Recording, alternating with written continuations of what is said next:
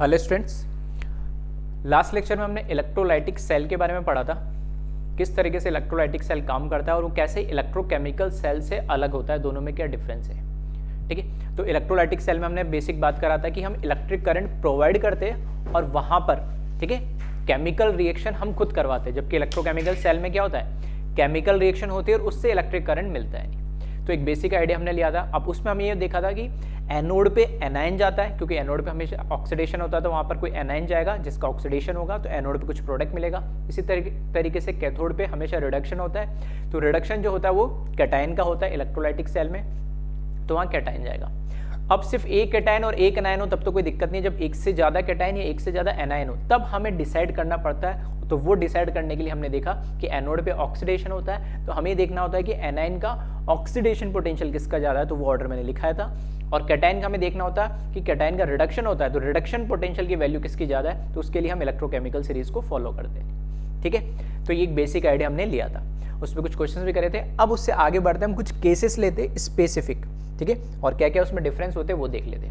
तो केस 1 में मैंने लिखा electrolysis of molten salt. Molten salt का मतलब कि जैसे फॉर एग्जांपल मैंने NaCl लिया, तो NaCl को सिंपली मैंने क्या कर दिया, मेल्ट कर दिया। कोई पानी नहीं डाला उसमें, कोई एक्वस नहीं है, कोई वाटर नहीं डाला, ना कोई दूसरा सॉल्ट उसमें, ठीक है, सिर्फ NaCl सॉलिड था, उसको मैंने मेल्ट कर दिया, तो मोल्टन NaCl हो गया। तो molten NaCl using platinum electrode. दूसरी चीज ये भी मैंने बोला था कि जो प्लेटिनम की इलेक्ट्रोड्स होती है इलेक्ट्रोलाइटिक सेल में, अगर कुछ गिवन नहीं है तो हमेशा हम मान के चलेंगे वो क्या होगा, प्लेटिनम की इलेक्ट्रोड्स होगी, इनर्ट इलेक्ट्रोड होगी। उन इलेक्ट्रोड्स का ना तो ऑक्सीडेशन होगा खुद का, ना ही रिडक्शन होगा। हाँ, इनर्ट के अलावा, प्लेटिनम के अलावा कोई दूसरी मेटल की इलेक्ट्रोड है तब उसका ऑक्सीडेशन या रिडक्शन पॉसिबल है। ठीक है, तो वो हम देखेंगे कैसे। तो यहाँ ये मेंशन कर दिया कि molten NaCl using platinum electrodes, मतलब कैथोड और एनोड दोनों किसके बने हुए, प्लेटिनम के बने हुए, दोनों इनर्ट इलेक्ट्रोड है। अब क्योंकि मेरे पास NaCl है तो उसमें मेरे को आयंस क्या मिलेंगे, Na+ और Cl- ही मिलेगा, और Na+ और Cl- है मेरे पास, तो यहाँ पर एनोड प्लेटिनम का बना हुआ है, उस पर ऑक्सीडेशन होगा। ठीक है, लिखने का तरीका ये है, इस तरीके से मैंने लिखा है। ठीक है, मेरा तरीका है लिखने का, आप चाहो तो लैंग्वेज में भी लिख सकते हैं। एनोड प्लेटिनम का बना हुआ है, एनोड पे ऑक्सीडेशन होगा, और ऑक्सीडेशन किसका होगा, एनाइन का होगा। एनाइन दोनों में से एक ही है मेरे पास, Cl-, तो इसका ऑक्सीडेशन हुआ -1 से कहाँ आया, 0 ऑक्सीडेशन स्टेट पे आया यहाँ पर। ठीक है, यहाँ पर ये 0 ऑक्सीडेशन स्टेट है क्लोरीन का, तो यहाँ पर ऑक्सीडाइज हुआ, तो क्लोरीन गैस लिबरेट होगी कहाँ, एनोड पे। इसी तरीके से कैथोड पे अगर हम देखें तो कैथोड भी किसका बना हुआ है, प्लेटिनम का। कैथोड पे होगा रिडक्शन, और रिडक्शन किसका होगा, कैटायन का। ठीक है, कैटायन हमारे पास Na+ है, ये Na+ क्या करेगा, 2 इलेक्ट्रॉन जो इसने लूज, यहाँ पे लिखा नहीं, ठीक है, तो यहाँ पे लिख देना क्लोरीन गैस प्लस 2 इलेक्ट्रॉन, ये क्या करेगा, लूज करेगा, वो 2 इलेक्ट्रॉन इसने गेन करे, और ये क्या हो जा रहा है, खुद रिड्यूस हो रहा है, प्लस से कहाँ जा रहा है, यहाँ पर Na पे ऑक्सीडेशन स्टेट क्या है, 0, तो यहाँ पर +1 से 0 आ रहा है, मतलब खुद रिड्यूस हो जा रहा है। ठीक है, रिडक्शन हो रहा है। तो एनोड पे मुझे क्लोरीन गैस मिल रही है, कैथोड पे मुझे सोडियम मिल रहा है। ये लास्ट लेक्चर में भी हमने एक एग्जांपल लिया था, तो उसमें बिल्कुल मोल्टन वाला केस लिया था, तो ये वैसे ही बिल्कुल सिंपल। ठीक है, ओवरऑल रिएक्शन के लिए क्या करूँ मैं, एनोड की हाफ सेल रिएक्शन या कैथोड की हाफ सेल रिएक्शन दोनों को ऐड कर दूँ, तो LHS को LHS से, RHS को RHS से ऐड करेंगे तो देखना 2 इलेक्ट्रॉन से ये 2 इलेक्ट्रॉन कैंसिल हो जाएंगे। LHS में 2Cl- 2 Na+ मिलेगा, और यहाँ Cl2 गैस और Na सॉलिड मिलेगा, ऐसे मिलेगा। ठीक है, तो यहाँ पर वही लिखा है 2 Na+ 2 Cl-, उससे Na सॉलिड मिला, और क्या मिला मुझे, क्लोरीन गैस मिला यहाँ पे। ठीक है, ओवरऑल रिएक्शन क्या करा मैंने, दोनों को ऐड कर दिया। इसमें एक्चुअल में हम देखें तो ये Na+ और 2 Cl- को 2 NaCl लिख सकता हूँ मैं, तो NaCl का एक तरीके से क्या हो रहा है, इलेक्ट्रोलाइसिस हो रहा है, और NaCl का जब इलेक्ट्रोलाइसिस करेंगे तो यहाँ पर कैथोड पे तो सोडियम मिलेगा, और एनोड पे मुझे क्या मिलेगा, क्लोरीन गैस मिलेगी। ये जो मेथड है ना, ये मेथड एक इंडस्ट्रियल मेथड है। एक्चुअल में इंडस्ट्रियल मेथड क्या है, ये लिखा है, it is an industrial method for the preparation of sodium known as Downs process. ठीक है, तो एस ब्लॉक में हो सकता है आपने ये पढ़ा हो, डाउन्स प्रोसेस बोलते हैं इसको। डाउन्स प्रोसेस का मतलब क्या होता है, डाउन्स प्रोसेस के थ्रू, इलेक्ट्रोलाइसिस प्रोसेस के थ्रू हम क्या बनाना हो, अगर मुझे सोडियम सॉलिड बनाना हो तो इस रिएक्शन के थ्रू हम बनाते, इलेक्ट्रोलाइसिस करते हैं हम किसका, सोडियम क्लोराइड का। ठीक है। तो उसमें एक इक्विपमेंट वगैरह बना हुआ होता है जिसमें इस तरीके से इन्वर्टेड एक बीकर रखा हुआ होता है, वो पूरा एक्सपेरिमेंटल एक सेटअप होता है, ठीक है। उतना डिटेल में नहीं जा रहा हूँ। हाँ, रिएक्शन जो होती है वो मैंने यहाँ पर आपको बताने की कोशिश करी, जिसको हम बोलते हैं डाउन प्रोसेस, और एक्चुअल में एस ब्लॉक में उसको हम पढ़ते हैं डिटेल में। तो यहाँ पर ये लिखा है कि NaCl जो है, ठीक है, ये रिएक्शन को देखोगे 2Na+ और 2Cl- को 2NaCl लिख सकते हैं। तो यहाँ पर वही करा, सिंपल NaCl लिख दिया, यहाँ पर 2 लिया तो यहाँ पे भी 2 सोडियम और क्लोरीन गैस मिल रहा है। अदरवाइज सिंपल क्या करो, बैलेंस करने के लिए चाहो तो आप यहाँ पे भी कर सकते हो, इसको भी क्या कर दो 2NaCl कर दो, यहाँ पे 2Na सॉलिड और ये क्लोरीन गैस तो निकल ही जाएगा, ठीक है। तो NaCl जो हमें मोल्टल दे रखा है उसका सिंपली आप क्या करें, मेल्ट करें उसको, उसका इलेक्ट्रोलाइसिस कराएं, तो सोडियम सॉलिड हमें मिल जाएगा कहाँ पर, कैथोड पे, और एनोड से क्लोरीन गैस निकल जाएगी। क्लियर। तो इस मेथड को हम डाउन प्रोसेस भी बोलते हैं, और इंडस्ट्रियली सोडियम सॉलिड बनाने का ये मेथड है, ठीक है। तो ये रिएक्शन ऑलरेडी आप पढ़ चुके थे, दोबारा मैंने क्यों बताइए, क्योंकि ये इंडस्ट्रियल मेथड था और इसको डाउन प्रोसेस बोलते हैं, इसलिए मैंने दोबारा बस बताया, बाकी आपको एक बार ऑलरेडी पहले मैं बता चुका हूँ, ठीक है। तो वीडियो पॉज करें और इसको कॉपी कर ले जल्दी से।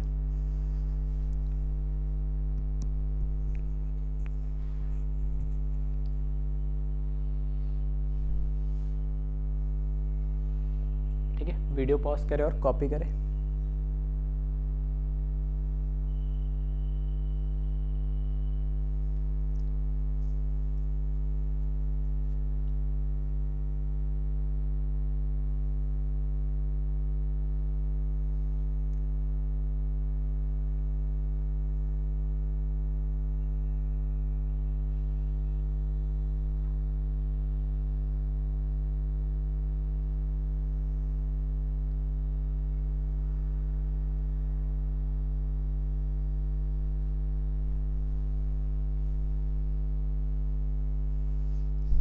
चलिए आगे बढ़ते। तो इस केस में तो हमने क्या करा था, सिंपल सा हमारा सॉल्ट लिया था और पूरा उसको प्योर फॉर्म में मेल्ट कर दिया था। केस 2 में हम क्या कर रहे हैं, electrolysis of aqueous salt. Salt तो अब भी लेंगे हम, लेकिन अब जो ये सॉल्ट है, हम किस फॉर्म में लेंगे, एक्वस फॉर्म में लेंगे, मतलब पानी उसके साथ बाय डिफॉल्ट ऐड कर देंगे, ठीक है। तो एक्वस दे रखा हो, डाइल्यूट दे रखा हो, कंसंट्रेटेड दे रखा हो, सबका मतलब है कि पानी तो है ही उसके अंदर। चलिए अब इसमें भी हमने इसको क्या करा, अलग अलग केसेस में ले लिया, अलग अलग कैटेगरी में डिवाइड कर दिया। तो फर्स्ट केस मैंने लिया electrolysis of concentrated NaCl using platinum electrode, ठीक है। क्या लिखा है यहाँ पे, फर्स्ट इसमें मैंने जो केस लिया, केस 2 में भी, मतलब केस 1 और केस 2 कैसा लगे, केस 1 में प्योर कोई भी सॉल्ट होगा, NaCl, MgCl2, AlCl3 या कोई भी सॉल्ट, MgSO4, ठीक है, उसमें पानी नहीं था। केस 2 में एक्वस सॉल्ट लेगा, मतलब पानी उसके साथ बाय डिफॉल्ट ऐड होगा। अब इसमें सारे टाइप यही पढ़ने वाले, तो पहला मैं पढ़ रहा हूँ electrolysis of concentrated NaCl using platinum electrode. Concentrated मतलब सॉल्ट का अमाउंट ज़्यादा है, पानी का अमाउंट थोड़ा कम है, लेकिन पानी तो है, ठीक है। कंसंट्रेटेड में पानी होगा, डाइल्यूट में भी पानी होगा। इलेक्ट्रोड अभी भी मेंशन कर दिए किसकी, प्लेटिनम की इलेक्ट्रोड है, मतलब इनर्ट इलेक्ट्रोड है। तो अब मेरे पास NaCl तो सॉल्ट था ही, साथ में पानी है, तो H+ और OH- भी मिल गया मुझे, ठीक है। अब इस केस में जब दो कैटायन Na+ और H+ दो कैटायन हो गए, और Cl- और OH- क्या हो गए, दो मेरे पास क्या हो गए, एनाइन हो गए। तो दो कैटायन हो गए और दो एनाइन हो गए। तो अब इसमें हमें बस ये देखना है कि दो कैटायन और दो एनाइन हो गए, तो अब दोनों में एक कॉम्पिटिशन हो जाएगा कि एनोड पे एनाइन जो जा रहे हैं उनमें से कौन पहले एनाइन जाएगा, किस एनाइन का ऑक्सीडेशन पहले होगा। कैथोड पे कैटायन जाएंगे तो किस कैटायन का क्या रिडक्शन पहले होगा, ठीक है, ये हमें देखना है। चलिए, तो ये तो हुआ हमारे पास एनाइन की बात हुई। अब यहाँ देखिए, मैंने बोला एनोड किससे बना हुआ है, प्लेटिनम से, तो लिखा इधर Pt। एनोड पे ऑक्सीडेशन होता है हमेशा, ऑक्सीडेशन किसका होगा, एनाइन का, मतलब एनोड पे कौन आएंगे, एनाइन आएंगे, ठीक है। अब यहाँ पर एनाइन कौन है, दो है मेरे पास, एक क्लोराइड और एक हाइड्रोक्साइड, Cl- और OH-, दो मेरे पास एनाइन है, ठीक है। दो मेरे पास क्या है, एनाइन है। तो एक तो Cl- है और एक OH- है। अब Cl- और OH- में मुझे कंपेयर करना है कि एनोड पे क्या हो रहा है, ऑक्सीडेशन, तो किसका ऑक्सीडेशन पोटेंशियल ज़्यादा है। तो लास्ट लेक्चर में जैसे मैंने बात करा था, एनाइन में हमें क्या देखना होता है, जिसका ऑक्सीडेशन पोटेंशियल ज़्यादा है। तो सबसे ज़्यादा किसका होता है, आयोडाइड आयन का, फिर ब्रोमाइड आयन का, देन क्लोराइड आयन का, देन हाइड्रोक्साइड, और उसके बाद नाइट्राइड सल्फेट हो कोई फर्क नहीं पड़ता। तो क्लोराइड और हाइड्रोक्साइड में से किसका होगा, क्लोराइड आयन का ऑक्सीडेशन पोटेंशियल ज़्यादा होगा, ठीक है। तो एनाइन तो 4-5 ही याद रखने, तो वो आप याद रख सकते हैं इस ऑर्डर में, ठीक है। तो क्लोराइड का ऑक्सीडेशन होगा, क्लोरीन गैस में कन्वर्ट होगा और 2 इलेक्ट्रॉन ये क्या कर देगा, लूज कर देगा। कैथोड पे अगर हम बात करें तो कैथोड भी हमारी किसकी बनी हुई है, प्लेटिनम की बनी हुई है। कैथोड पे क्या होगा, हमेशा रिडक्शन होगा, और रिडक्शन किसका होगा, कैटायन का। अब कैटायन कौन कौन है मेरे पास, 2 है, एक तो Na+ सोडियम का कैटायन है, एक हाइड्रोजन का कैटायन है H+। अब दोनों कैटायन में से किसका रिडक्शन होगा, तो हमें देखना है कि अकॉर्डिंग टू इलेक्ट्रोकेमिकल सीरीज जिस एटम का रिडक्शन पोटेंशियल क्या हो, क्योंकि यहाँ पर क्या हो रहा है, रिडक्शन हो रहा है कैटायन का, कहाँ पे, कैथोड पे। तो जिसका रिडक्शन पोटेंशियल ज़्यादा होगा वो इजीली क्या होगा, रिड्यूस होगा या पहले रिड्यूस होगा, ऐसा हम बोल सकते हैं। तो हमें पता है कि इलेक्ट्रोकेमिकल सीरीज में जैसे मैंने लिखा है उसके according top to bottom move करेंगे तो रिडक्शन पोटेंशियल बढ़ेगा।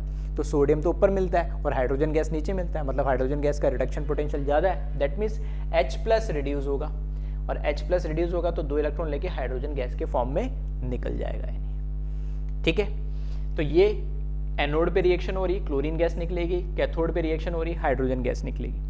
दोनों को फिर से मैं क्या कर दूं, ऐड कर दूं, एनोड और कैथोड की रिएक्शन को, ठीक है। दोनों को जब मैं ऐड करूंगा तो देखना यहाँ पे 2Cl-, यहाँ 2H+, 2 इलेक्ट्रॉन से 2 इलेक्ट्रॉन कैंसिल हो जाएंगे, प्रोडक्ट में क्लोरीन गैस और हाइड्रोजन गैस मिलेगी, ठीक है। तो ये रिएक्शन ओवरऑल देखने को मिल रही है। अब एक्चुअल में क्या जो रिएक्शन हो रही है उसमें तो आपको देखने में तो क्या मिला, अल्टीमेटली आपको देखने को क्या मिले, 2Cl-, 2H+ और ये रिएक्शन मिली, लेकिन एक्चुअल में हमने Cl- और OH- थोड़ी डाला था, हमने तो NaCl और क्या डाला था, H2 डाला था।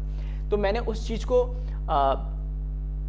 प्रॉपर रिएक्शन में दिखाने के लिए कि यहाँ पर क्या एक तो Na+ मिसिंग है और OH- मिसिंग है, हालांकि इनका रिएक्शन में कोई पार्टिसिपेशन नहीं है, लेकिन फिर भी मैंने रिएक्शन को एक्चुअल दिखाने के लिए 2Na+ और 2H- दोनों साइड LHS और RHS में मैंने क्या करा, ऐड करा। तो ये तो ओरिजिनल रिएक्शन जो हो रही है दोनों एनोड और कैथोड की मिला के, और जो नीचे मैंने लिखा है ना ये दोनों साइड मैंने क्या करा, LHS में 2Na+ और 2OH- ऐड कर दिया, ऐसे RHS में 2Na+ और 2OH- ऐड कर दिया। जब मैं इसको ऐड करूंगा तो यहाँ पे देखना Na+ और Cl- कंबाइन होकर 2NaCl बना लेगा, 2OH- और H+ कंबाइन होकर 2H2 बना लेगा। यहाँ पर Na+ और OH- कंबाइन होकर क्या NaOH बना लेंगे, हाइड्रोजन गैस ये वाली एज इट इज है, क्लोरीन गैस ये एज इट इज है। तो अल्टीमेटली क्योंकि हमने एक्वस जो सॉल्ट लिया था वो कौन सा लिया था, NaCl लिया था, साथ में क्या लिया था, पानी लिया था। तो एक्चुअल में रिएक्शन क्या थी कि NaCl और जब पानी हम लेंगे तो उसमें हमें NaOH मिलेगा किसके अंदर, सॉल्ट के अंदर, और हाइड्रोजन गैस और क्लोरीन गैस ये कैसे हो जाएगी, गैस के फॉर्म में लिबरेट हो जाएगी एनोड और कैथोड पे। तो अल्टीमेटली आप देखोगे तो फाइनली आप रिएक्शन जब कंप्लीट हो जाएगी और इलेक्ट्रोलाइटिक सेल जब बहुत देर तक यूज़ कर लोगे काम में आ जाएगा, तो उसके बाद आपको फाइनल देखने को मिलेगा कि उसमें जो इलेक्ट्रोलाइट है वो NaOH बचा, सोडियम हाइड्रोक्साइड बचा, क्योंकि हाइड्रोजन और क्लोरीन तो दोनों गैस है और ये गैस के फॉर्म में क्या हो जाएगी, ठीक है, गैस के फॉर्म में ये क्या हो जाएगी, उस सेल से लिबरेट हो जाएगी, सिस्टम से निकल जाएगी। तो फाइनली मुझे क्या मिलेगा, NaOH। तो ये एक अगेन एक मेथड है सोडियम हाइड्रोक्साइड बनाने का, एक इंडस्ट्रियल मेथड। आ रही बात समझ में, ध्यान से सुनना। फिर क्या कह रहा हूँ, ये रिएक्शन तो ऊपर वाली जो लिखी एनोड और कैथोड की रिएक्शन लिखी, हाँ एक्चुअल में रिएक्शन के अंदर हमने क्योंकि NaCl और H2 डाला था तो वो लाने के लिए मैंने क्या करा, दोनों साइड Na+ और OH- दोनों साइड LHS RHS में ऐड कर दिया। दोनों रिएक्शन को जब ऐड करेंगे तो ये मुझे फाइनल रिएक्शन मिलेगी। इस फाइनल रिएक्शन में ये भी गैस है, ये भी गैस है, ये दोनों तो लिबरेट हो जाएगी। फाइनली मेरे पास क्या बचेगा, NaOH। तो NaOH बनाने का एक तरीका है, ठीक है। और इस मेथड का एक नाम भी है इंडस्ट्रियल मेथड, और इसका नाम क्या है वही लिख रखा है, it is an industrial method for preparation for NaOH called Castner Kellner process, ठीक है। तो इस प्रोसेस को क्या बोला जाता है, कास्टनर केल्नर प्रोसेस बोला जाता है। ये एक industrial method of preparation of sodium hydroxide भी है, ठीक है। अगेन ये एस ब्लॉक में हम पढ़ते हैं इसको डिटेल में कि कैसे सोडियम हाइड्रोक्साइड बनाया जाता है। तो यहाँ पर सिर्फ रिएक्शन मैंने लिखी है, रिएक्शन बताइए यहाँ पर इलेक्ट्रोलाइसिस कैसे यूज हो रहा है, ठीक है। अब इस प्रोसेस से रिगार्डिंग कुछ इंपॉर्टेंट पॉइंट है, क्या क्या है वो देख लेते हैं। तो यहाँ पे लिखा है important points of electrolysis of concentrated NaCl। पहला पॉइंट,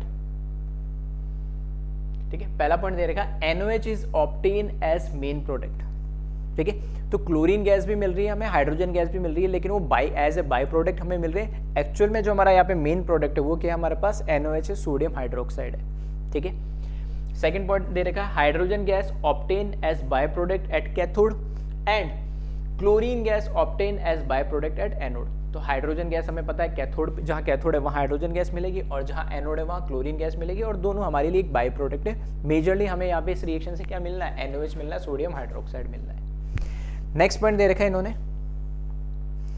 ठीक है। नेक्स्ट पॉइंट दे रखा, concentration of NaCl decreases during electrolysis.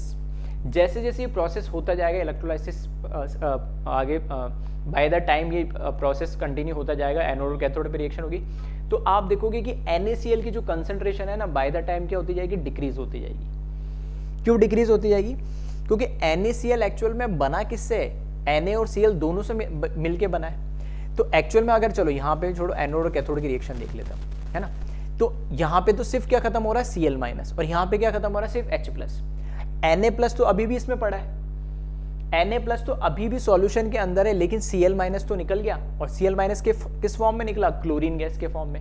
तो मैं बोल रहा हूँ अगर 100 NaCl मैंने लिए होंगे, तो अगर मान लो यहाँ पर 50 क्लोरीन के मॉलिक्यूल निकल गए 20, मतलब क्या होंगे 40 क्लोराइड आयन निकल गए, मतलब Cl माइनस तो कम हो गए, Na प्लस तो अभी भी उतने। लेकिन मैं क्या कह रहा हूँ, ओवरऑल NaCl के बारे में अगर मैं पूछूंगा तो क्या बोलेंगे, NaCl तो कम हो गए, क्योंकि NaCl Na प्लस और Cl माइनस दोनों से मिलके बने। अगर उसमें से एक भी आयन कम होगा तो NaCl खत्म हो जाएगा, सिंपल सी बात। सॉरी, तो यहाँ पर क्या खत्म हो रहा है, NaCl माइनस खत्म हो रहा है, क्लोराइड गैस के फॉर्म में वो लिबरेट हो जा रहा है। तो क्लोराइड गैस के फॉर्म में क्लोरीन गैस के फॉर्म में क्लोराइड अगर लिबरेट हो जा रहा है, तो ओवरऑल हमारे पास मैं क्या बोलूँगा, NaCl की कंसंट्रेशन बाय द टाइम क्या हो जा रही है, डिक्रीज हो जा रही है, ठीक है। तो ये था हमारा इसमें जो थर्ड पॉइंट दे रखा था, और लास्ट और इसमें एक पॉइंट और दे रखा फाइनल, ठीक है। तो ये तो है concentration of NaCl decreases during electrolysis. तो इलेक्ट्रोलाइसिस होने के दौरान कंसंट्रेशन ऑफ NaCl कम होगी, और during electrolysis pH of solution continuously increases.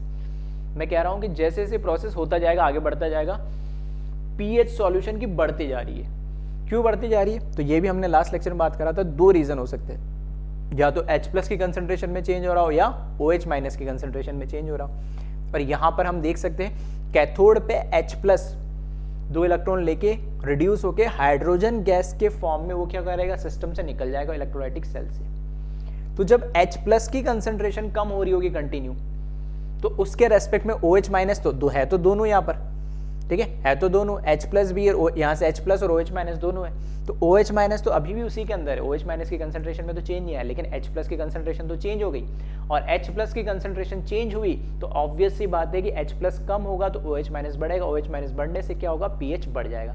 तो कंटिन्यूसली जैसे जैसे ये इलेक्ट्रोलाइसिस प्रोसेस होगा, pH कंटिन्यूसली क्या होता जाएगा, बढ़ता जाएगा सॉल्यूशन का, ठीक है। तो इस तरीके से कुछ भी क्वेश्चन पूछा जा सकता है, तो वो मैंने सारे पॉइंट लिख दिए। चलिए, तो इसको वीडियो पॉज करें और स्टार्टिंग से इसको कॉपी कर ले एक बार, ठीक है। तो केस 1 और केस 2 में बेसिक डिफरेंस क्या है वो मैंने आपको बता दिया कि केस 1 में और केस 2 के अंदर क्या है। केस 1 में प्योर सॉल्ट होता है, उसके अंदर कोई एक्वस या पानी नहीं है, लेकिन इस केस 2 में जितने भी हम सॉल्ट लेने वाले हैं वो एक्वस फॉर्म में होंगे, मतलब पानी तो होगा ही होगा, मतलब एक H2 बाय डिफॉल्ट हो जाएगा, H प्लस और OH माइनस देगा।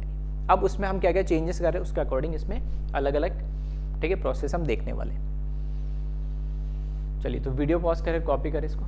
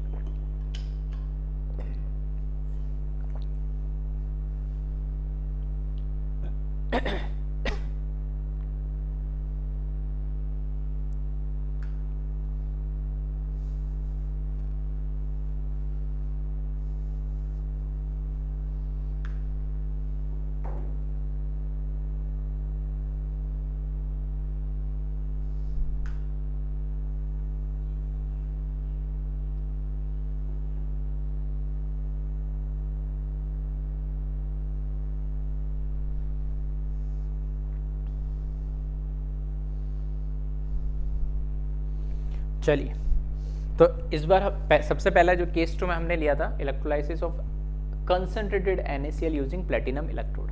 अब देखना, सॉल्ट अभी भी सेम है, electrolysis of dilute NaCl using platinum electrode.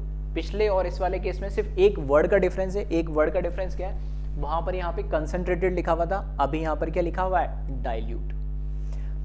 Concentrated का मतलब है कि 70-80% तो होगा, डाइल्यूट का मतलब क्या है, डाइल्यूट, या हो सकता है कई बुक्स में इसको वेरी डाइल्यूट करके लिख रखा हो, ठीक है, तो 5, 10, 15, 20% भी हो। तो टर्म पे ध्यान रखना, कंसंट्रेटेड है तो नॉर्मल, और डाइल्यूट या वेरी डाइल्यूट है तो ये वाला केस है। दोनों में डिफरेंस क्या है, इसको देखते हैं अपन। तो सेम चीज है कि सॉल्ट तो Na+Cl- मिलेगा, एक तो NaCl है, साथ में पानी है तो H+ और OH- मिलेगा, ठीक है। ये चीज पहले भी कॉमन थी, अभी भी कॉमन है। फिर एनोड पे आप देखें, इसमें एनोड पे क्या होगा, ऑक्सीडेशन होगा, और एनोड किसका बना हुआ, अभी भी प्लेटिनम का इलेक्ट्रोड, इनर्ट इलेक्ट्रोड लिया हमने। कौन आएगा यहाँ पर, एनायन आएगा, 2 एनायन है मेरे पास, Cl- और OH-। पिछले केस में हमने बोला था कि जिसका एनोड पे जो एनायन आ रहा है उसका ऑक्सीडेशन पोटेंशियल ज्यादा होना चाहिए, तो Cl- का ऑक्सीडेशन पोटेंशियल ज्यादा है, और ऐसा मैंने लिखाया भी था लास्ट लेक्चर में, ठीक है, बिल्कुल सही है। बट यहाँ देखोगे तो Cl- की जगह OH- आ गया, और उसका ऑक्सीडेशन हो रहा है यहाँ पे।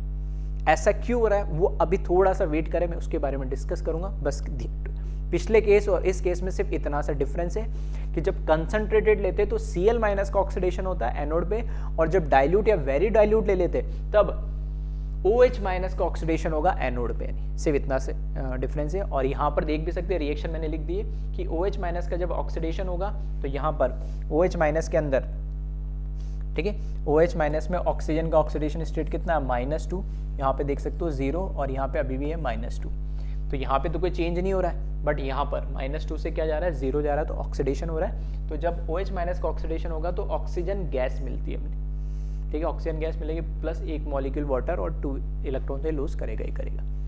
रीजन क्या है इस पर अभी हम आगे अभी बस मैं बता ही रहा हूँ, है ना, इस पर थोड़ा वेट करें।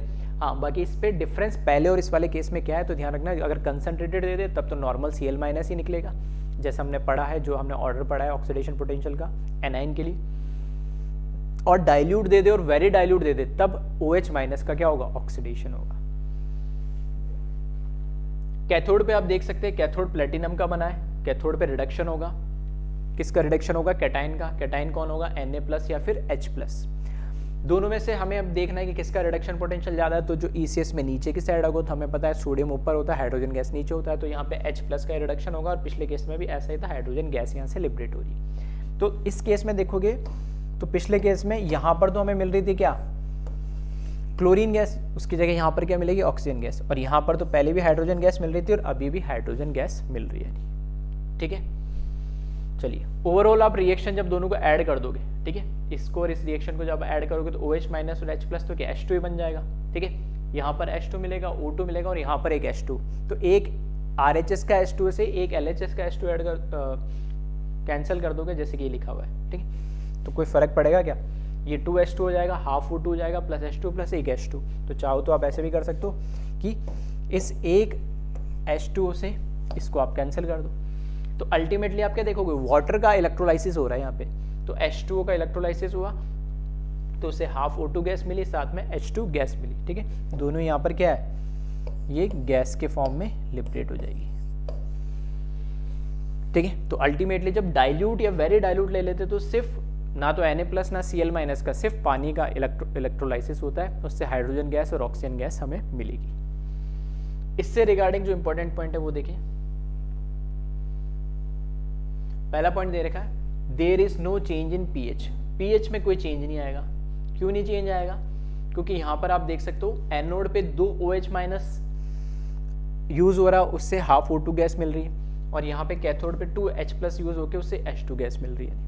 तो जितने OH- कंज्यूम होके या जितने OH- से O2 लिबरेट हो रहा है, उतने ही H+ से H2 लिबरेट हो रहा है। तो ultimately number of H+ ion और OH- आयन क्या हो रहे हैं, सेम अमाउंट में क्या हो रहे हैं, कम हो रहे हैं। अगर एक ज़्यादा कम हो रहा था और एक कम हो रहा था, तब मैं कंपेयर कर लेता कि एक की कंसंट्रेशन बढ़ रही होगी या ज़्यादा रह जा रही होगी। बट यहाँ पे जितने H+ यूज़ हो रहे हैं उतने OH- यूज़ हो रहे हैं। तो पहले मान लो 100 H+ और 100 OH- होंगे, तो बाद में मान लो 40 H+ कम हुए तो 40 OH- कम हो गए, तो अभी भी H+ और OH- की जो कंसंट्रेशन मैं बोल सकता हूँ क्वांटिटेटिवली कैसी है, दोनों की सेम ही, कोई एक कम या ज़्यादा होना चाहिए तो हो नहीं रहा है। इसलिए पीएच में भी कोई चेंज नहीं होगा, पीएच रिमेन क्या होगा, सेम होगा इस प्रोसेस के लिए। तो ये तो हुआ फर्स्ट पॉइंट। सेकेंड पॉइंट देखिए, there is no change in concentration of NaCl। क्या पिछले केस में NaCl की कंसंट्रेशन इसलिए कम हो जा रही थी क्योंकि क्लोराइड आयन खत्म हो जा रहा था, क्लोरीन गैस के फॉर्म में लिबरेट होगी, बट यहाँ पे ना तो Na+ खत्म हो रहा, ना ही Cl- खत्म हो रहा है, तो NaCl की कंसंट्रेशन एज इट इज है, क्योंकि यहाँ पे H+ और OH- का ऑक्सीडेशन रिडक्शन हो रहा है। ठीक है, तो NaCl की कंसंट्रेशन इस केस में कोई चेंज नहीं आएगा। नेक्स्ट पॉइंट देगा, hydrogen gas and oxygen gas obtain as product at cathode and anode respectively. हाँ, जब सिर्फ पानी का इलेक्ट्रोलाइसिस हो रहा है तो मैं बोल सकता हूँ कि हाइड्रोजन गैस मिलेगी हमें कहाँ पर, कैथोड पे, क्योंकि उसका क्या हो रहा है, रिडक्शन। ऑक्सीजन गैस मिलेगी हमें एनोड पे, क्योंकि वहाँ पर क्या हो रहा है, ऑक्सीडेशन। तो यहाँ पे कोई वहाँ पे मेन प्रोडक्ट हमारा क्या था, NOH था, और बाय प्रोडक्ट हाइड्रोजन और क्लोरीन गैस था, जबकि यहाँ पर कुछ ऐसा है ही नहीं, दोनों एनोड और कैथोड पे गैसेस मिल रही है, हाइड्रोजन और ऑक्सीजन गैस मिलेगी। ठीक है, अब आते हैं हम उस पॉइंट पे कि ऐसा हो क्यों रहा है, Cl- की जगह OH- क्यों वहां पर ऑक्सीडाइज हुआ। तो मैंने यहां पे लिखी सिंपल OH- की ऑक्सीडेशन की रिएक्शन। जब OH- ऑक्सीडाइज होता है तो half O2 + H2 + 2 electron lose करता है। एक्सपेरिमेंटल जो स्टैंडर्ड ऑक्सीडेशन पोटेंशियल इस रिएक्शन की वैल्यू देखी तो वो मिलती है हमें 1.23 volt. Standard oxidation potential of hydroxide ion is 1.23 volt. और क्लोराइड आयन के लिए देखा, जब इसका ऑक्सीडेशन होगा तो क्लोरीन गैस मिलेगी, और इसका oxidation, standard oxidation potential of chloride ion, standard oxidation potential of chloride ion is less than 1.23 volt होता है। ठीक है, एग्जैक्ट कितना होता है चलो वो छोड़ दो, मैंने तो इतना बता दिया, इसका 1.23 होता है हाइड्रोक्साइड का, तो क्लोराइड का उससे कुछ कम होता है। अब हमने बोला है कि जिसका ऑक्सीडेशन पोटेंशियल ज्यादा होता है वो ऑक्सीडाइज होगा, तो इस कॉन्सेप्ट के अकॉर्डिंग तो सही है ये वाला सर, कि हाइड्रोक्साइड ही ऑक्सीडाइज होना चाहिए था, और यहाँ हो रहा है। बट आपने जनरल जो ऑर्डर लिखा था लास्ट लेक्चर में, और हम जनरली बोलते हैं कि Cl को पहले लिखा था ऑक्सीडेशन पोटेंशियल के ऑर्डर में, और उसके बाद OH- को लिखा था। ठीक है, तो वो भी सही है। तो अब दो चीज एक साथ कैसे सही हो सकती है, तो इस रीजन को हम समझते हैं। तो ये एक्सपेरिमेंटल वैल्यू है, ठीक है, ये एक्सपेरिमेंटल वैल्यू है, उसके अकॉर्डिंग मैंने यहाँ बताया कि जनरली हाइड्रोक्साइड होना चाहिए, क्लोराइड के प्रेफरेंस पे ऑक्सीडेशन होना चाहिए हाइड्रोक्साइड आयन का, बट होता नहीं है। और इस केस में क्यों करा, तो वो भी हम रीजन देख लेते हैं। तो यहां लिखा है, ठीक है, ऑक्सीडेशन पोटेंशियल ऑफ हाइड्रोक्साइड, या वाटर भी बोल सकते हैं, कई बुक्स में वाटर भी लिखा हुआ था, ऑक्सीडेशन पोटेंशियल ऑफ हाइड्रोक्साइड और water is higher than that of chloride, but for oxidation of hydroxide ion some extra voltage is required which is known as over voltage. देखो जनरली तो इसमें experimental भी हमें पता लग रहा है कि हाइड्रोक्साइड का जो ऑक्सीडेशन पोटेंशियल होता है स्टैंडर्ड वो ज़्यादा होता है किससे, क्लोराइड से, तो हाइड्रोक्साइड का ही हमेशा ऑक्सीडेशन होना चाहिए over the preference of chloride ion. But ये भी देखा गया एक्सपेरिमेंटल कि हाइड्रोक्साइड को जब हम ऑक्सीडाइज करते तो उसको ऑक्सीडाइज करने के लिए कुछ एक्स्ट्रा वोल्टेज चाहिए होता है, एक्स्ट्रा एनर्जी, एक्स्ट्रा करंट चाहिए होता है, एक्स्ट्रा वोल्टेज चाहिए होता है। उसको एक नाम भी दिया गया, उसको क्या बोला गया, ओवर वोल्टेज।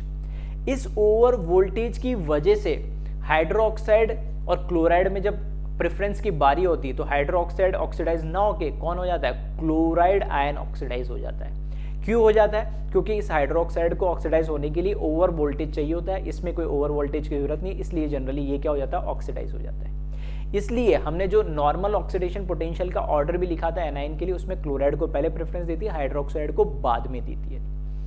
ठीक है, तो ये रीजन तो समझ में आ गया। तो बट इस केस में सर फिर हाइड्रोक्साइड को क्यों कर दिया, तो उसका भी एक रीजन है क्यों, तो वो देख लेते हैं। फिर वही लिखा उसके आगे, due to this over voltage oxidation of hydroxide ion become difficult and generally chloride get preference over OH-। ठीक है, तो इस ओवर वोल्टेज की वजह से जनरली इन जनरल जो भी हम बात करते हैं उसमें क्लोराइड आयन का क्या होता है, ऑक्सीडेशन पहले होता है as compare to hydroxide ion, preference chloride ion को पहले मिलती है। ठीक है, अब आता है कि इस केस में ऐसा क्यों हुआ।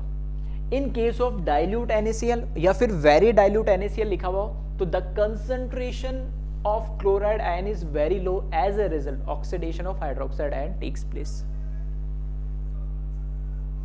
तो यहां पर इसने ये बोला है कि इस केस में, इस पर्टिकुलर केस में जब डाइल्यूट या वेरी डाइल्यूट हम NaCl सॉल्यूशन लेते तो उस केस में जो Na+ और Cl- की जो कंसंट्रेशन होती है ना बहुत कम हो जाती है। तो वहाँ पे पानी तो बहुत ज़्यादा है और क्लोराइड मतलब पानी बहुत ज़्यादा मतलब OH माइनस की कंसंट्रेशन तो ज़्यादा होती है और Cl माइनस की कंसंट्रेशन क्या हो जाती है, कम हो जाती है। तो एज कंपेयर टू कि वहाँ पे क्लोराइड आयन की कंसंट्रेशन बहुत कम है, वो आयन प्रेजेंट ही नहीं है, ना के बराबर है, और हाइड्रोक्साइड आयन बहुत सारे प्रेजेंट है, इसलिए हाइड्रोक्साइड आयन ही पहले क्या हो जाता है, ऑक्सीडाइज हो जाता है, भले ओवर वोल्टेज उसमें चाहिए होता है। ठीक है, तो दो बातें पैरेलल, दोनों के रीजन मैंने बताया कि इन जनरल अगर मैं बात करूं तो वैसे तो हाइड्रोक्साइड का oxidation potential, standard oxidation potential chloride ion से ज्यादा होता है, बट इन जनरल हम क्लोराइड को क्यों हमेशा ऑक्सीडाइज करवाते हैं एज कंपेयर टू हाइड्रोक्साइड, क्यों?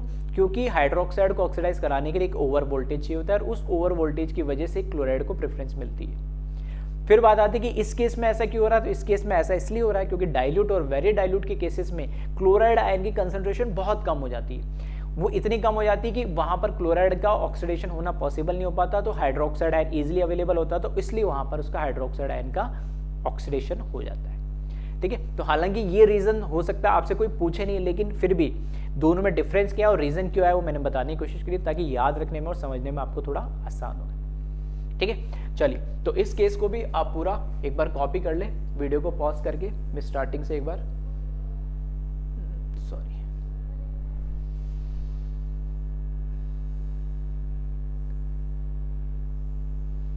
ठीक है, तो एक डिफरेंस था बेसिक सा, एनोड पे जो होना था वो नहीं हो रहा था, क्या रीजन था उसका रीजन भी मैंने आपको बता दिया। ठीक है, तो वीडियो पॉज करें और कॉपी करें इसको जल्दी से।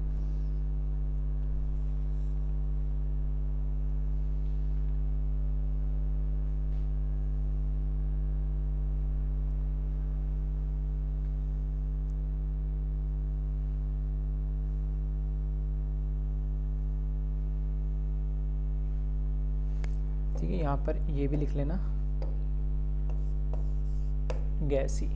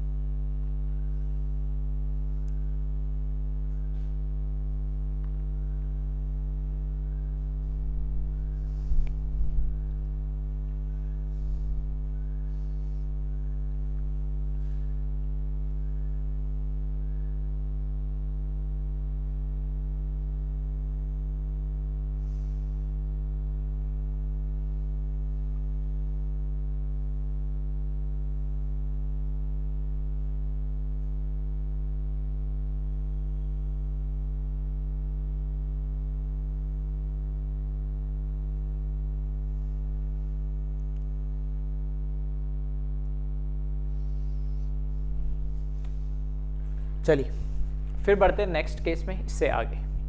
तो सबसे पहले हमने NaCl मोल्टन लिया था केस 1 में, फिर केस 2 में हमने क्या करा था, कंसनट्रेटेड NaCl लिया था प्लेटिनम इलेक्ट्रोड यूज करके, फिर हमने उसके बाद उसको डाइल्यूट या वेरी डाइल्यूट NaCl ले लिया प्लेटिनम इलेक्ट्रोड यूज करके।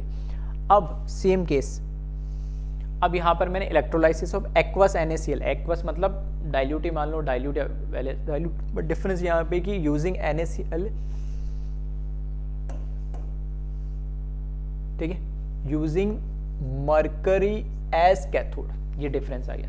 मैंने बोला अगर कभी लिखा नहीं हो तो भी हम क्या मान के चलेंगे, प्लेटिनम की इलेक्ट्रोड मान के चलेंगे, इनर्ट इलेक्ट्रोड मान के चलेंगे, और अगर मेंशन कर दिया तब आपको वो इलेक्ट्रोड मानने पड़ेगी। तो यहाँ पर हमने मेंशन कर दिया कि इलेक्ट्रोलाइसिस ऑफ एक्वस NaCl तो है, बट यूजिंग क्या, मरकरी एज कैथोड। ठीक है, मरकरी एज कैथोड हम यहाँ पर यूज कर रहे हैं। सिर्फ कैथोड मरकरी का है, एनोड मरकरी का नहीं है। एनोड अभी भी किसका है, प्लेटिनम का नहीं। ठीक है, ध्यान रखना।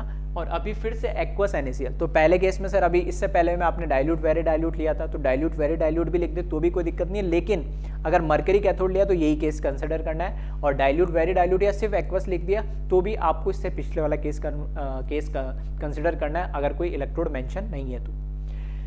अब देखिए इसमें कहानी तो वही है कि NaCl ही है अभी भी इसमें, और पानी है तो H+ और OH-, तो 2 ही कैटायन और 2 ही एनायन है। ठीक है, अब यहाँ पर जब मैं एनोड में देखता हूँ तो एनोड में क्या है, एनोड किसका बना हुआ है, अभी प्लेटिनम का बना हुआ है। एनोड पे ऑक्सीडेशन होगा, किसका होगा, एनाइन का होगा। और कौन कौन से एनाइन है, Cl माइनस OH माइनस। तो अभी हमने बात करी थी कि in general oxidation potential OH minus का ज़्यादा होता है, लेकिन due to over voltage chloride ion का ऑक्सीडेशन हमेशा जनरली ज़्यादा होता है। तो यहाँ पर मैंने लिखा Cl माइनस का ऑक्सीडेशन पोटेंशियल ज़्यादा हो रहा है। अभी कुछ बच्चों को आएगा, सर अभी तो आपने बोला था कि एक्वस या डाइल्यूट के केस में।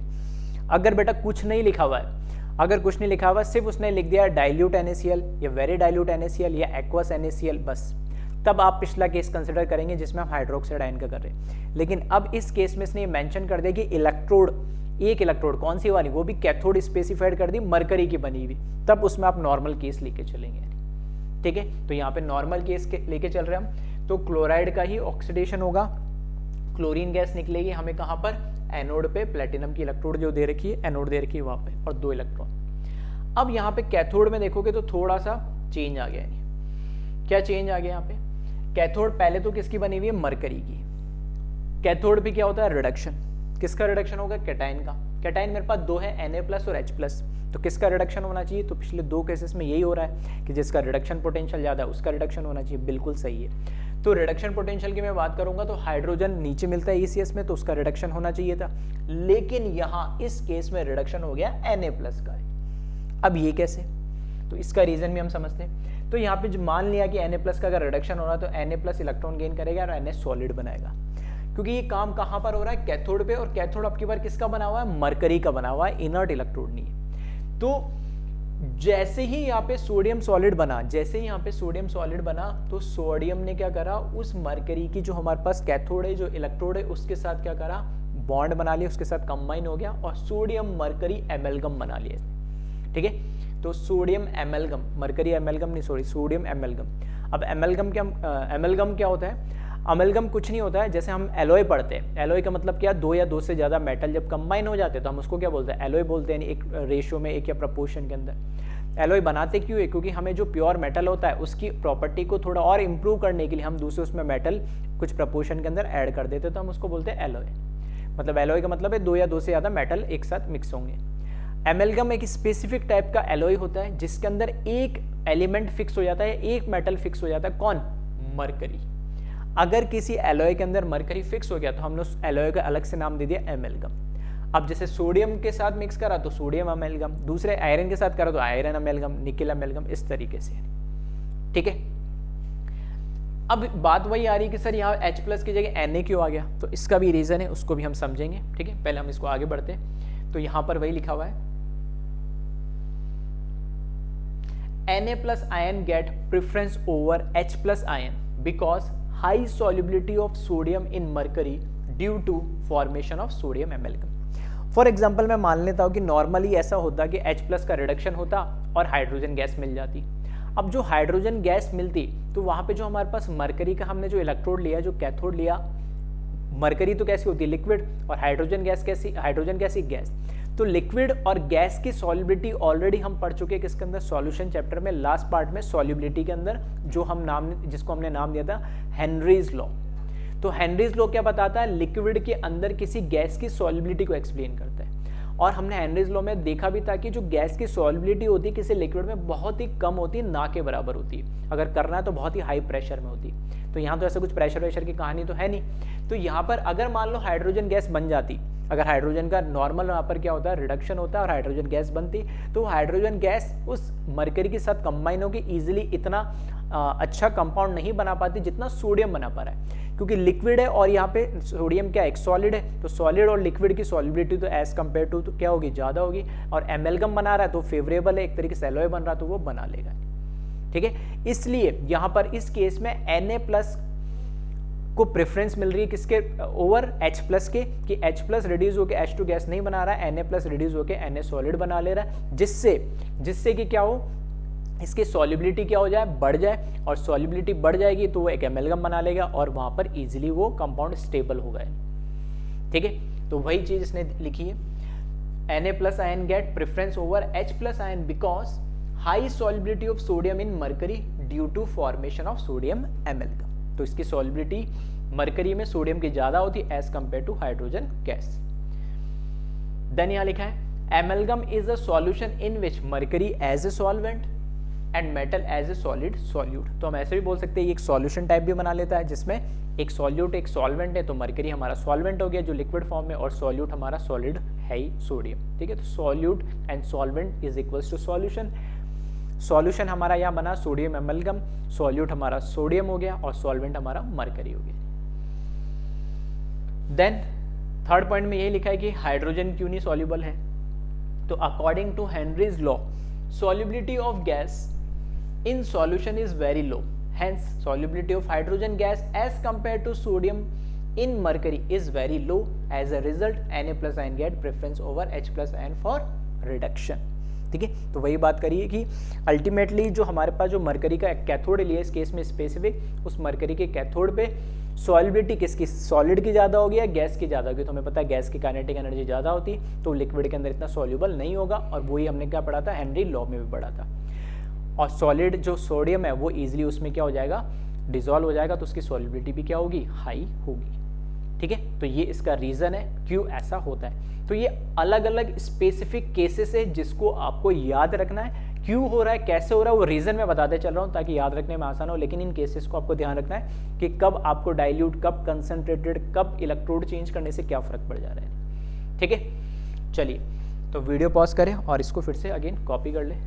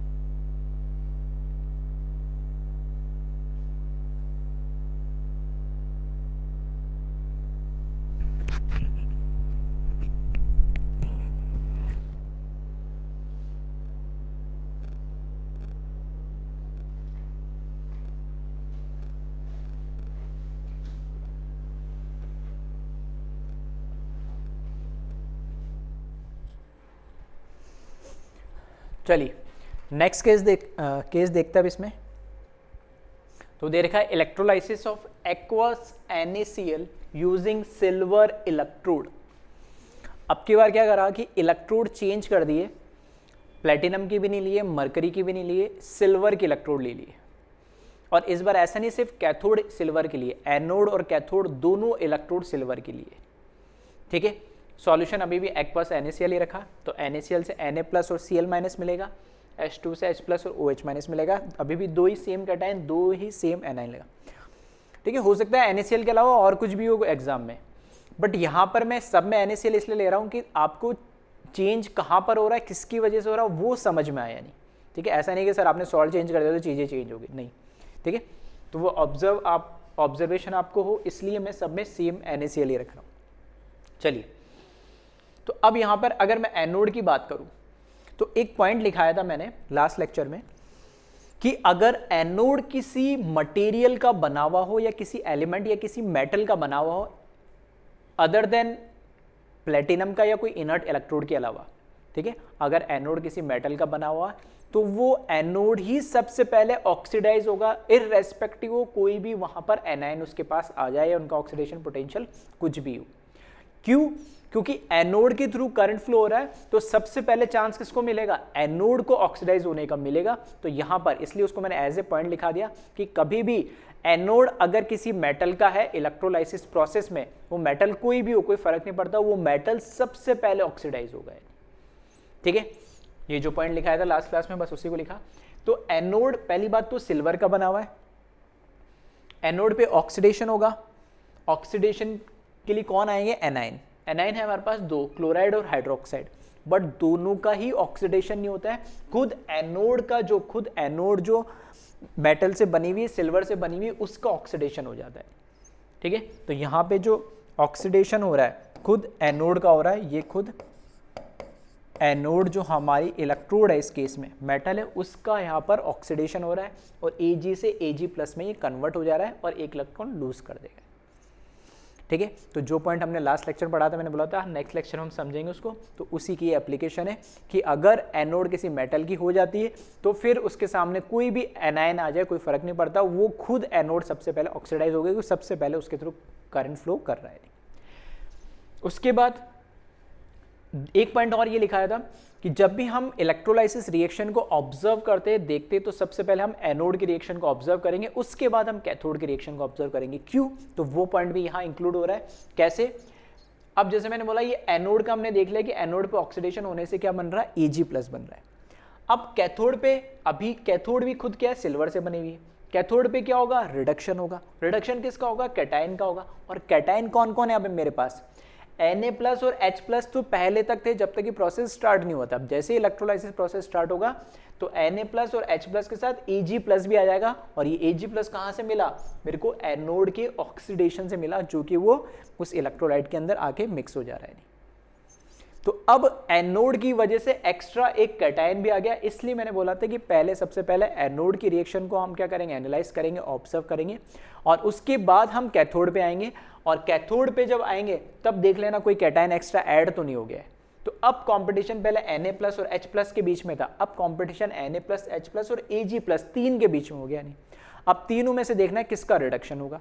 तो रिडक्शन उस आयन का होगा जिसका रिडक्शन पोटेंशियल हाईएस्ट होता है। तो ECS में टॉप टू बॉटम मूव करते हैं तो रिडक्शन पोटेंशियल बढ़ता है।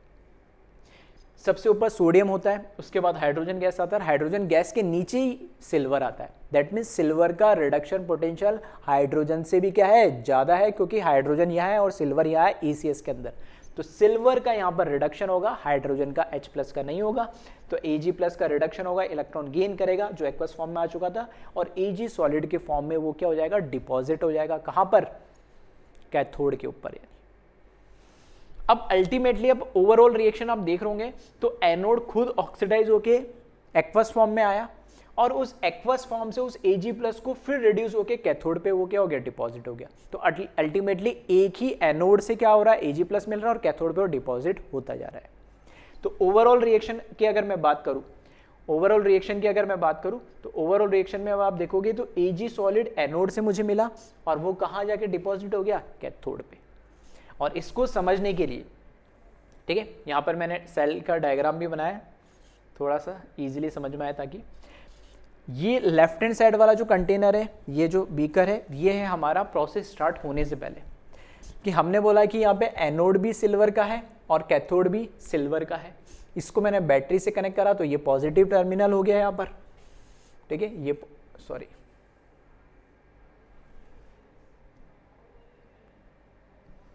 ठीक है, तो ये कैसा हो गया, पॉजिटिव टर्मिनल हो गया और ये कैसा हो गया, नेगेटिव टर्मिनल हो गया।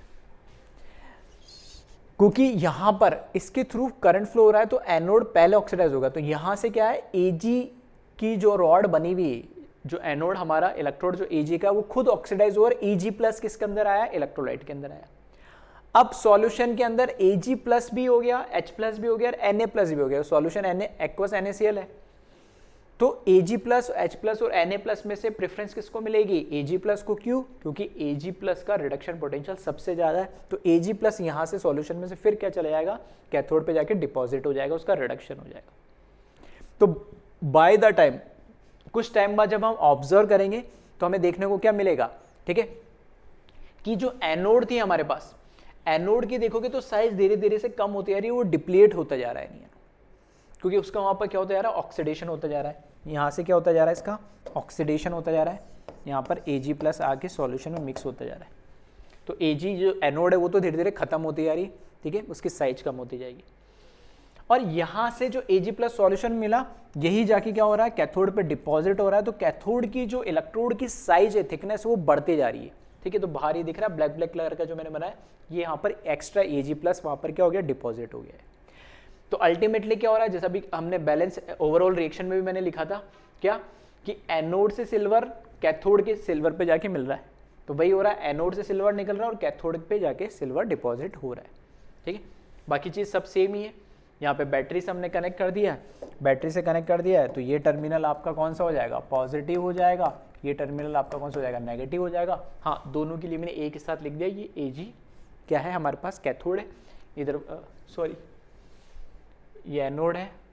अच्छा, इसके लिए मैंने गलत लिख दिया, इसको करेक्ट कर लेना। ठीक है, लेफ्ट वाली क्या होगी, एनोड होगी, तो यहाँ पे लिख ही देते हैं अलग से हम।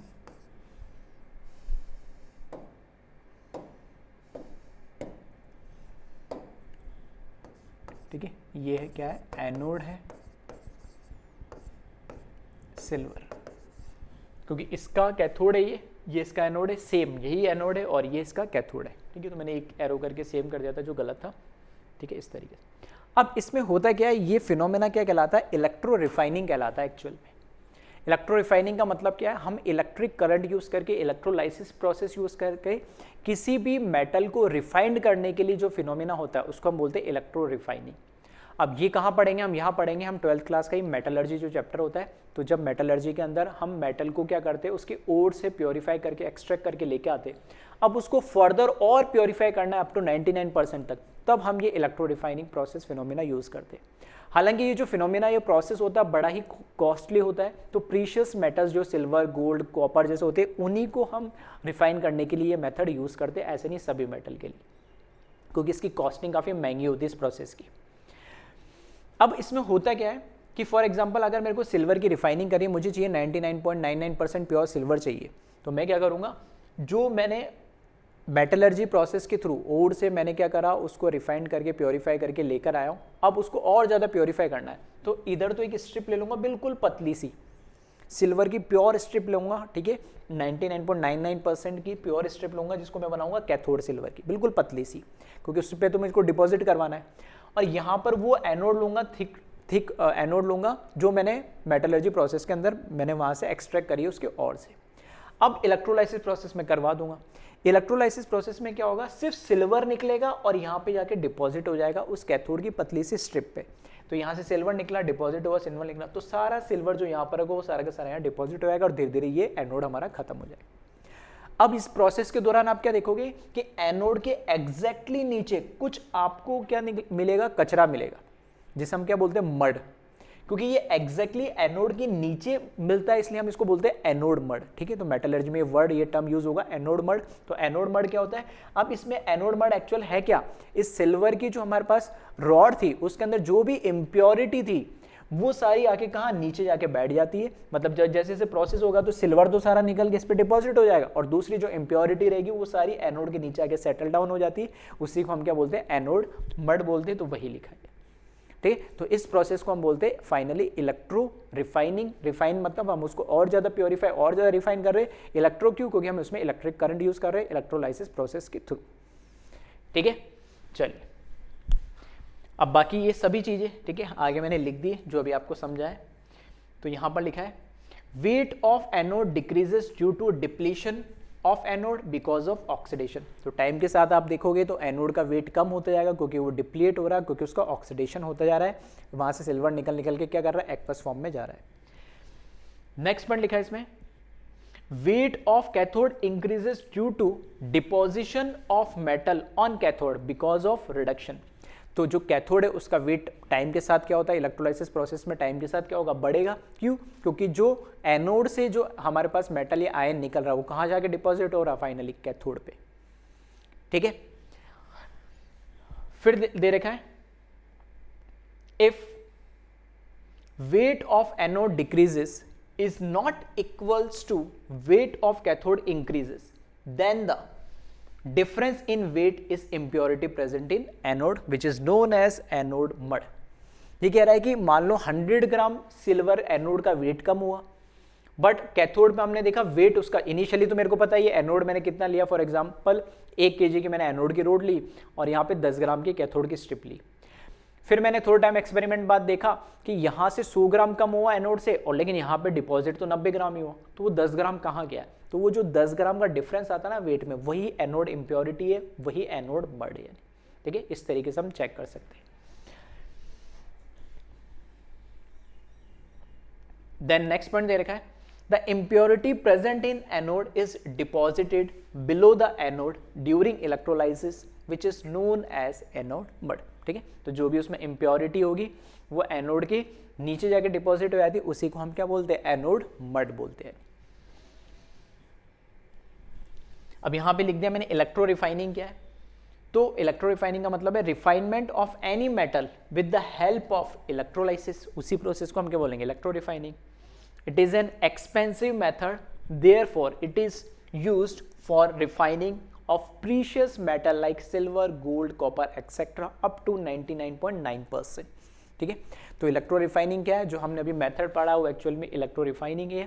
उस इलेक्ट्रो रिफाइनिंग की हेल्प से हम प्रीशियस मेटल को क्या करते हैं, रिफाइन करते हैं अप टू 99.9% तक, क्योंकि ये मेथड काफ़ी कॉस्टली होता है, तो हर एक एलिमेंट के लिए हम जनरली यूज़ नहीं करते हैं।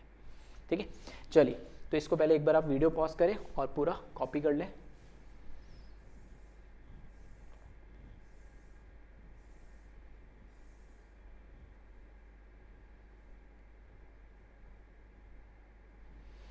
चलिए वीडियो पॉज करें और जल्दी जल्दी कॉपी करें इसको।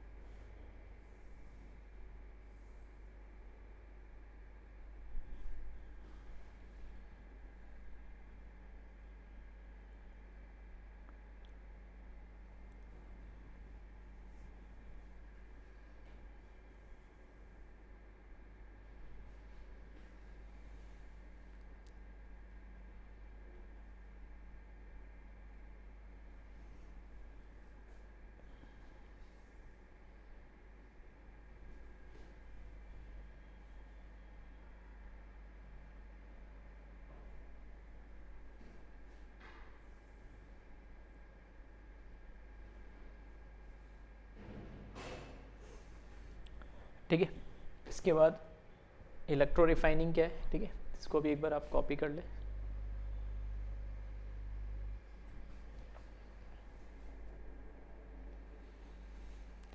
तो ये अल्टीमेटली जो अभी हमने पढ़ा एक्चुअल में है क्या, वो इलेक्ट्रो रिफाइनिंग है। बस उसको समझाया मैंने इसी बेसिक तरीके से कि हम जो केसेस लेके चल रहे हैं उसी में थोड़े थोड़े से मैं कैसे चेंजेस करते आ रहा हूँ तो क्या इम्पैक्ट पड़ेगा। ठीक है, तो अल्टीमेटली जो हमने प्रोसेस पढ़ा था वो इलेक्ट्रो रिफाइनिंग ही है। चलिए अब आगे बढ़ते हैं इसमें। इलेक्ट्रोप्लेटिंग क्या होता है, सेम फिनोमेना पे बेस्ड इलेक्ट्रोप्लेटिंग होता है। तो इलेक्ट्रोप्लेटिंग और इलेक्ट्रो रिफाइनिंग में क्या डिफरेंस है वो भी हम बात करेंगे, और इलेक्ट्रोप्लेटिंग क्या होता है वो देख लेते हैं। सेम चीज़ देखना, सब चीज़ सेम रखी मैंने। कंटेनर है, इसमें अभी मैंने कॉपर सल्फेट का सॉल्यूशन डाला, चाहो तो आप NaCl का भी सॉल्यूशन डाल दो, कोई फर्क नहीं पड़ेगा उससे।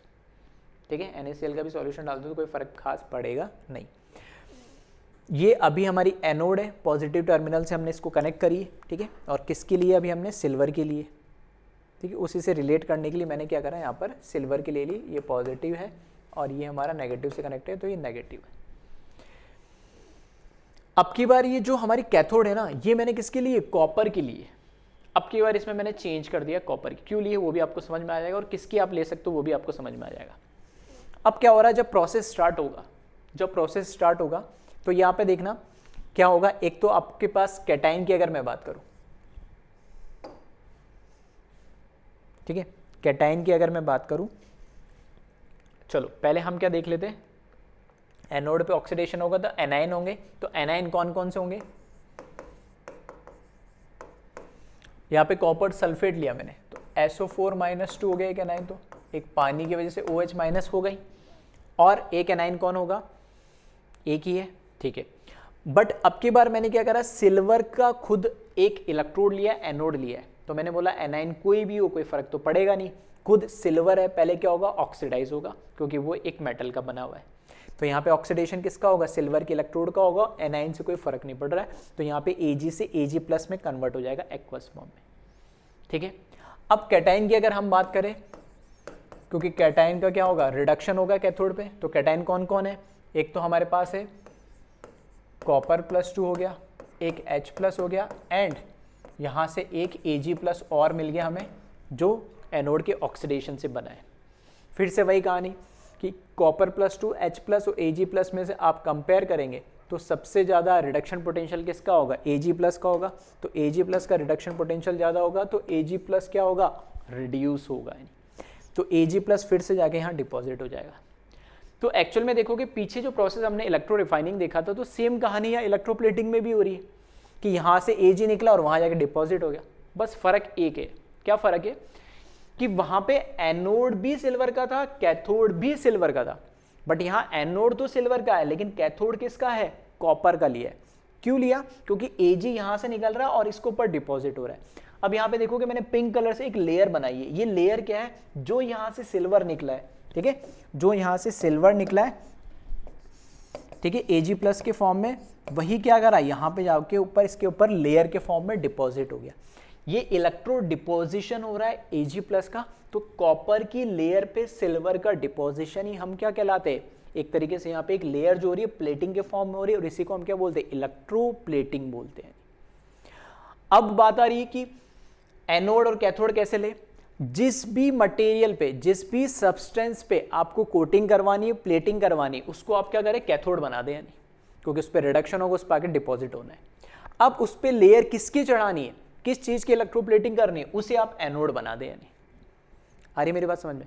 तो जिसकी आपको प्लेटिंग करवानी है, फॉर एग्जांपल आपको हम बोलते हैं ना, जैसे कॉपर पे चांदी की लेयर चढ़ानी है, तो कॉपर लिया मैंने, उसको जो जिस पे चढ़ानी है उसको बनाओ आप कैथोड, और जिसकी लेयर चढ़ानी उसको बना दो आप एनोड, तो बस ये हो गया हमारा इलेक्ट्रोप्लेटिंग।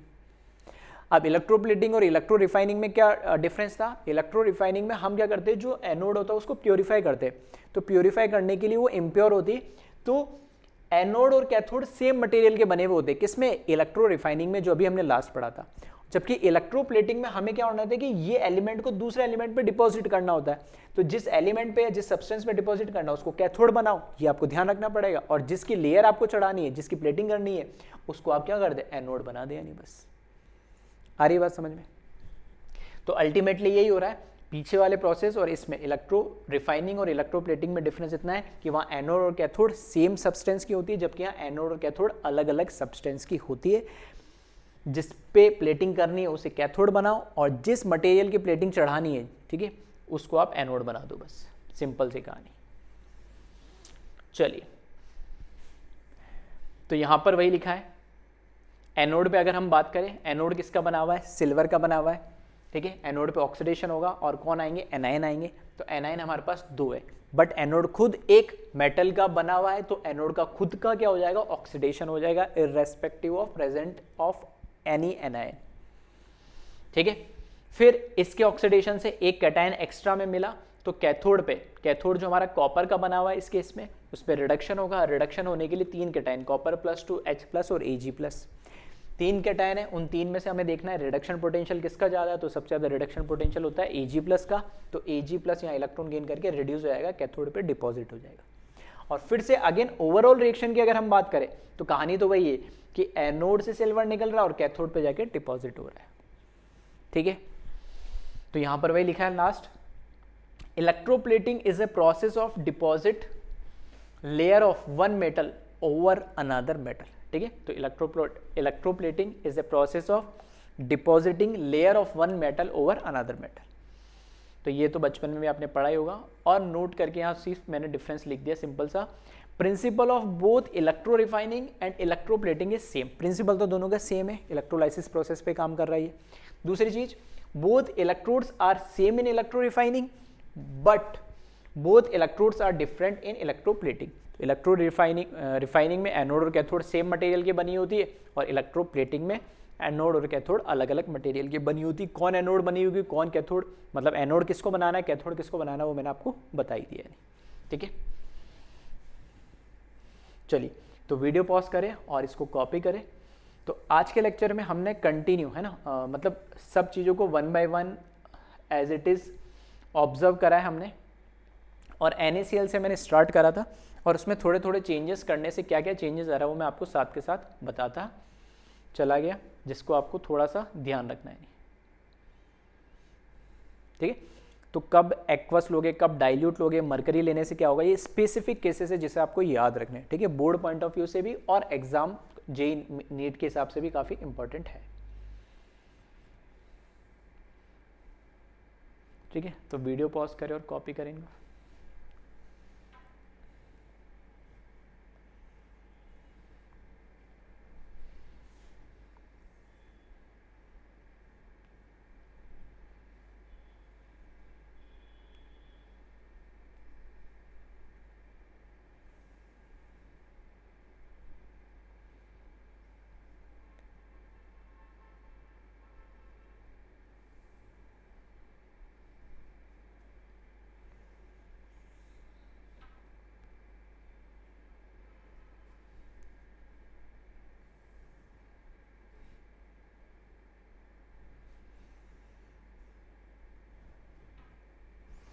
चलिए, तो आज के लेक्चर में हमने इलेक्ट्रोलाइसिस के जितने भी केसेस पॉसिबल हो सकते थे हमारे कंपटीशन एग्जाम के अकॉर्डिंग और बोर्ड के अकॉर्डिंग, तो वो सब चीज़ें हमने कवर करें। तो ध्यान से वीडियो लेक्चर को देख ले और स्पेसिफिक केसेस है तो इनको प्लीज़ याद रखें, तभी आप एग्जाम में सही आंसर दे पाएंगे। ठीक है, चलिए, ओके, थैंक यू क्लास।